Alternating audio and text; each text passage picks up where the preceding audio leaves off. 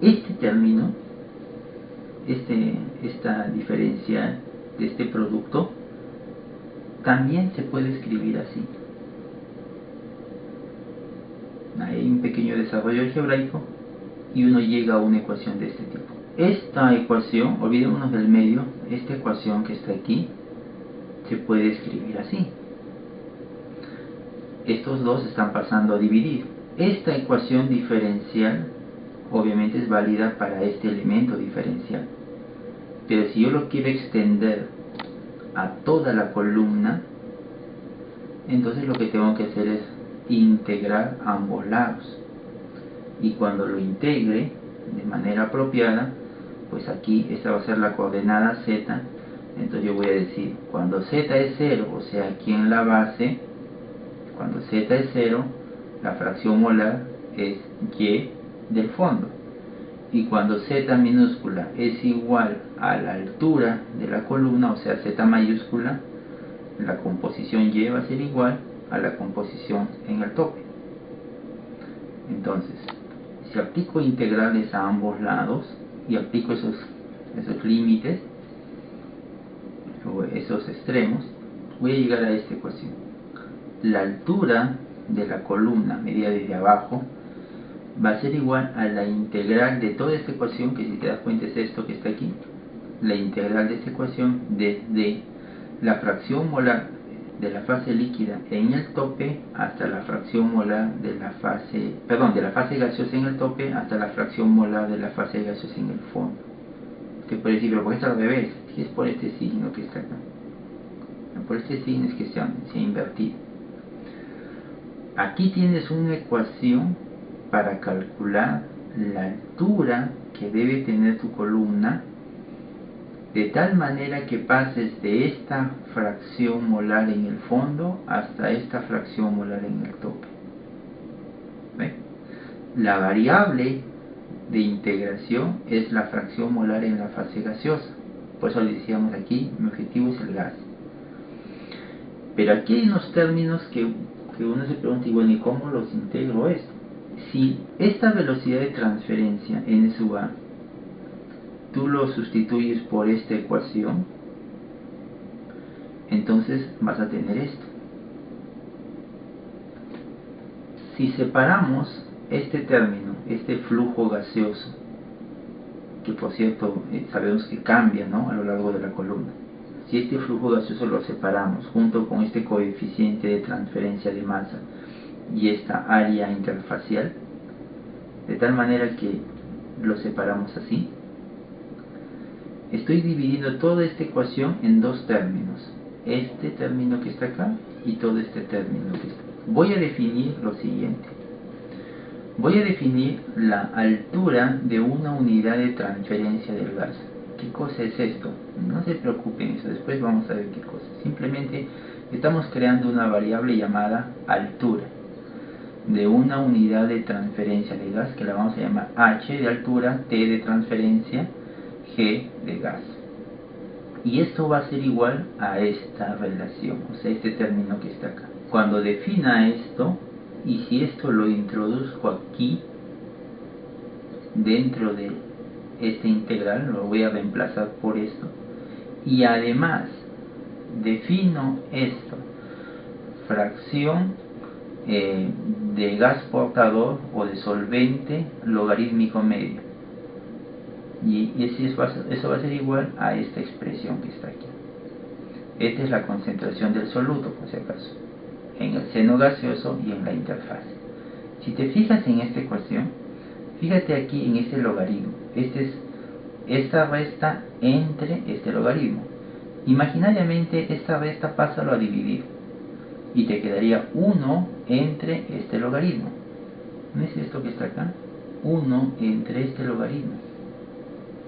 1 entre este logaritmo vendría a ser este término entre esta resta. Si ambos lo introduzco aquí, voy a tener esto. Aquí está la altura de una unidad de transferencia del gas, y aquí he incorporado esta concentración de gas portador logarítmico medio, y esto salió de aquí. Con eso hago desaparecer ese logaritmo. En realidad no lo he hecho desaparecer, el logaritmo está ahí, solo que lo he ocultado. Esta altura de unidad de transferencia de gas, nosotros podemos asumir que no cambia mucho. Si bien es cierto el flujo gaseoso cambia en la columna, también lo va a hacer los coeficientes de transferencia. Bueno, al menos uno imagina que esto también va a cambiar. Pero esta relación probablemente no cambie. O este flujo cambie poco, este no tanto. Pero lo concreto es que podemos asumir que esto es casi constante. No lo es, esto no es constante. Pero podemos asumir que es aproximadamente constante. Si es así, si esto es aproximadamente constante, puede salir de la integral. Y vamos a tener que la altura del empaque va a ser aproximadamente igual a la altura de una unidad de transferencia de gas, que está definido de esta manera, por esta integral que está ahí. Definimos otro término, el número de unidades de transferencia de gas, que le vamos a llamar N sub TG, número de unidades de transferencia del gas. Esto va a ser igual a esta integral, que no es otra cosa que toda esta integral que está acá. Toda esta integral, si observas, depende de la concentración, de la fracción molar. A todo esto yo lo voy a llamar a partir de ahora número de unidades de transferencia. Por lo tanto, si reemplazo esto aquí, voy a tener que la altura del empaque o la altura de la columna empacada debe ser igual a el producto de la altura de una unidad de transferencia multiplicado por el número de unidades de transferencia. Esto salió de esta ecuación. He vuelto a la ecuación original, ¿recuerda? Le dije, este n sub a lo voy a reemplazar por esto, lo reemplacé. Y a partir de ahí empecé a hacer una serie de operaciones y al final me llevaron a esto. Esto sí es una igualdad, pero con esto es una aproximación. Es tan aproximado que es prácticamente como si fuese igual.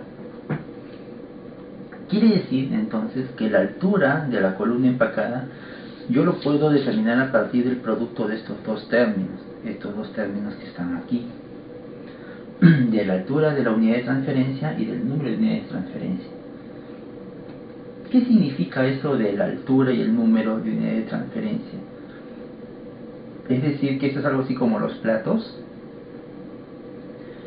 y si este es el número de unidades de transferencia, entonces lo que voy a obtener aquí es un número entero. Aquí está tu columna empacada, ¿ok? Y tú resuelves según, bueno, lo que requieres. Recuerdo cuánto quieres transferir, cuánto quieres que cambie la concentración. Haces tus cálculos y obtienes estos valores. Esto, lo que estás obteniendo, es algo así, algo parecido a esto. Esto va a ser la altura de tu empaque, de tu lecho empacado, aleatorio o estructurado, no interesa. Esta altura de empaque es como si tú lo dividieses en pequeñas alturas de empaque. Cada una de estas alturas mide igual, mide esto. Cada uno de estas unidades mide esta altura, la altura de una unidad de transferencia. Toda la columna, ¿cuántas de estas unidades va a necesitar? No tiene por qué ser exacto. Va a necesitar esta cantidad de unidades de transferencia, que en este caso vemos que puede ser 1, 2, 3, 4,7. Perfecto, esto valió 4.7. O sea, las unidades de transferencia no son números enteros, pueden ser fracciones, por supuesto que sí. ¿Okay? Entonces la altura del empaque va a ser el producto de estas unidades de transferencia multiplicado por la altura de cada una de esas unidades. Ahora, con eso no estoy diciendo que en el equipo, cuando veas el equipo, vas a tener algo así como una cama de empaque que mida esta altura. Luego encima de esta cama le pones una rejilla y otra cama encima. No estamos refiriendo a eso. Estas alturas no es algo físico, no es algo que tú lo vas a ver. No, es un modelo, es una descripción, es algo hipotético. Tú puedes tener tu empaque, tu lecho empacado, lo puedes dividir en dos secciones, ¿no? Porque sabes que si le colocas una altura muy alta, el empaque como pesa va a aplastar las de abajo y con el tiempo se pueden romper, o se pueden deformar. Entonces lo que muchas veces se hace es, se coloca un poco de empaque, se coloca una rejilla y encima esa rejilla otra vez empaque. Entonces, eso no tiene nada que ver con esto. Este número y esta altura es algo hipotético, es un modelo, es una forma de describir la altura total de la columna, nada más. Eso es si es que usted decide enfocarse por el lado del gas, ¿no? Tendrías estas ecuaciones. Pero si decides enfocarte por el lado del líquido, por ejemplo un enriquecimiento o un despojamiento, bueno, en ese caso seguramente vas a utilizar este balance. Bueno, este balance te va a llevar, aquí está, a que este término sea igual a esto. Si te fijas, es lo mismo que está arriba. Si haces un desarrollo similar al que se hizo arriba, solamente que ahora utilizando la fase líquida, pues vas a llegar a esto, ¿no? Aquí despejas, aquí está la altura del lecho empacado, pero tomando como referencia las fracciones de la fase líquida. Aquí está la fracción molar en el tope y en el fondo, la corriente líquida. Igual, haciendo una serie de desarrollos similares a los que hemos hecho aquí, vas a llegar a una expresión de este tipo. Aquí hemos utilizado otra vez esta ecuación, ¿no?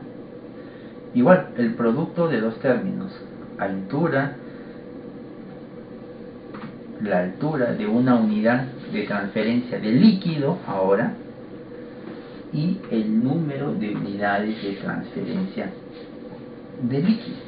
Recuerda que para empezar a hacer estos cálculos, tú tienes que tener estos puntos, o sea, tienes que tener tu línea de operación. Debes conocer este punto y debes conocer este punto. No importa si es desorción o si es absorción, debes conocer los extremos, ¿correcto? Como tú conoces los extremos, tanto de la fase gas como de la fase líquida, al final tú puedes decidir si decides trabajar con esta ecuación o trabajas con esta de acá. Tú decides. Lo lógico, tal vez lo ordenado, sería que si estás enfocándote en esto, pues trabajes de esta manera, y si te enfocas en esto, trabajes de esta otra. Pero en realidad tú puedes trabajar con cualquiera de las dos. ¿Y voy a obtener el mismo resultado? Sí. Si tú, teniendo la composición gas líquido del tope y del fondo, y haces todas estas ecuaciones, vas a obtener una altura, 4 metros. Y si haces lo mismo, pero ahora con las fracciones líquidas, vas a obtener también 4 metros.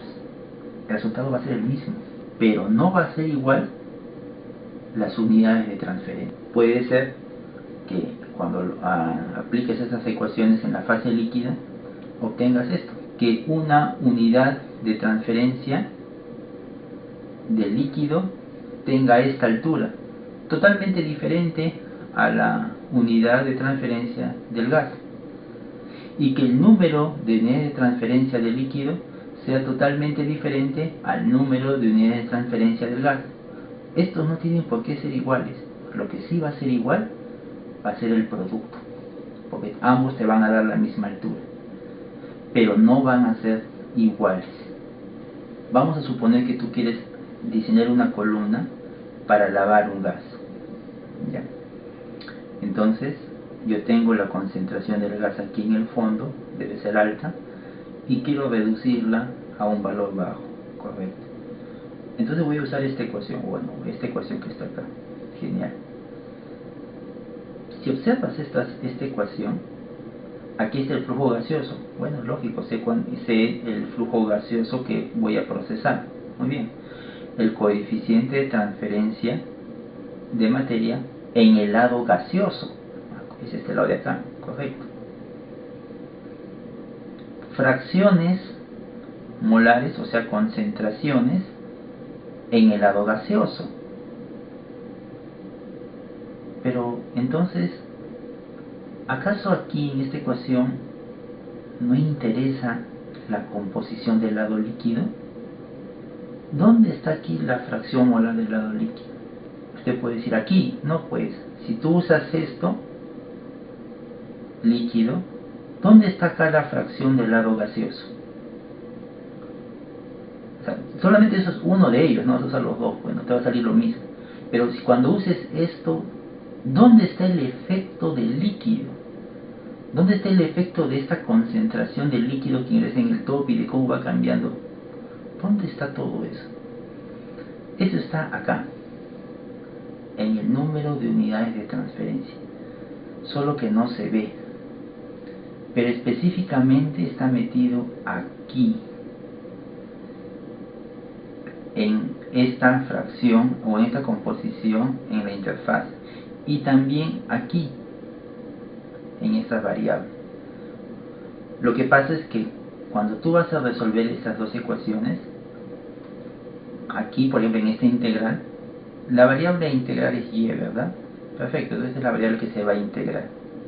Pero ¿cómo se calcula este y en la interfaz? Porque dentro de este también está, mira, y en la interfaz. ¿Cómo se obtiene eso? ¿Es constante? No, no es constante. Y, la fracción molar del gas en la interfase, cambia a medida que vamos cambiando, vamos ascendiendo por la columna. Ahí es donde entra la interfase. En la interfase, el flujo molar, o el flujo de soluto que se está transfiriendo desde el lado gaseoso, es el mismo que se transfiere hacia el lado líquido. Por lo tanto, estos dos términos son iguales. Y si son iguales, tengo esta ecuación. Y de aquí es de donde vas a sacar ese y sub i de acá. Y este y sub i depende de la concentración líquida. Aquí está, la fracción molar del soluto, pero en el líquido. Pero aquí hay uno que es la interfase. Bueno, esto lo trabajas con la curva de equilibrio. Si tú conoces esto, obtienes esto. Entonces, esta ecuación se combina con esto y se combina con la integral. La integral, esto y estos trabajan juntos. Y ahí es donde está el efecto de la fase líquida. Y si tú decides trabajar con esta ecuación que está aquí, donde todo es fracción líquida, aquí en este x sub i, ¿cómo lo obtienes? También de acá, acá está, x sub i. X sub i depende de la fase gaseosa. Y de esto, pero esto se obtiene de acá y depende de x sub i. Es decir, que aquí sí está metida la fase gaseosa y aquí sí está metida la fase líquida. En el número de unidades de transferencia están las dos fases en realidad.